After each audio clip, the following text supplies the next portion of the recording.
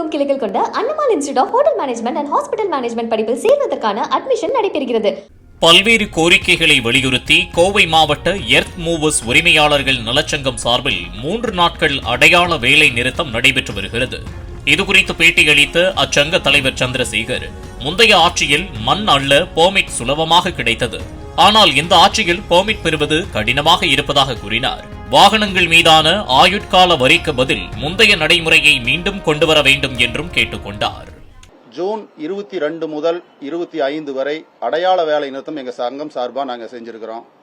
ஏன் அப்படின்னு கேட்டால், டீசல், ஆயில், உதிரி பாகங்க போன்ற விலையேற்றம் காரணமாக எங்களோட இந்த வேலை நிறுத்தம்ங்கிறது தவிர்க்க முடியாததாக இருக்குது. இதுக்கு பொதுமக்களும் கட்டுமான பொறியாளர்களும் எங்களுக்கு தகுந்த ஒத்துழைப்பு கொடுக்கணும்னு நாங்கள் வேண்டிக்கிறோம். மேலும் இந்த பர்மிட் பிரச்சனைகள் மைன்ஸ் டிபார்ட்மெண்ட் மூலியமாக எங்களது வாகனங்களை இயக்கும் பொழுது அந்த டிபார்ட்மெண்ட் மூலியமா எங்களுக்கு ஒரு சில இடையூறுகள் இருக்கு. அது எப்படி அப்படின்னா, சாமானிய மக்கள் ஒரு வீடு கட்டும் போதோ ஒரு சில வேலைகள் செய்யும் போது 10 லோடு 5 லோடு இந்த மாதிரி முறையில் எடுக்கும்போது அதுக்கு பர்மிட் கேட்குறாங்க. அந்த பர்மிட்டுங்கிறது நாங்கள் அரசாங்க சட்ட திட்டத்துக்கு விதிமுறைக்கு நாங்கள் கட்டுப்பட்டு செயல்படுறதுக்கு தயாராக இருக்கிறோம்.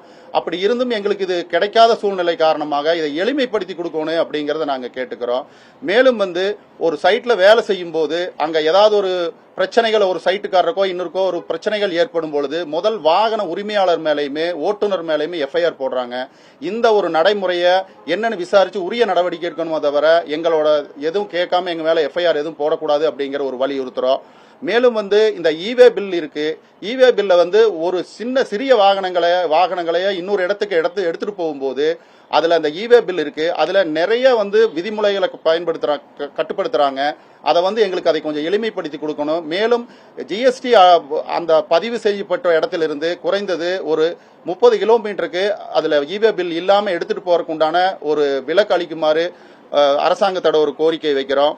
மேலும் இந்த டாக்ஸ்ங்கிற ஒரு இது இப்ப எங்களுக்கு புதுவண்டி வாங்கும் போது லைஃப் டைம் டாக்ஸா இதை அரசாங்கம் வசூலிக்கிறாங்க. இது ஒரு சில உரிமையாளர்கள் ஓராண்டு 2 ஆண்டுக்கு அப்புறம் அந்த வாகனங்களை விற்கும் பொழுது அது முதல்லயே 15 ஆண்டுக்கு உண்டான டாக்ஸை கட்ட வேண்டிய நிலைமைக்கா இருக்குது. அதனால பழைய நிலைமையே எங்களுக்கு வேணும்னு நாங்க இந்த சங்கத்தின் சார்பாக வலியுறுத்துகின்றோம்.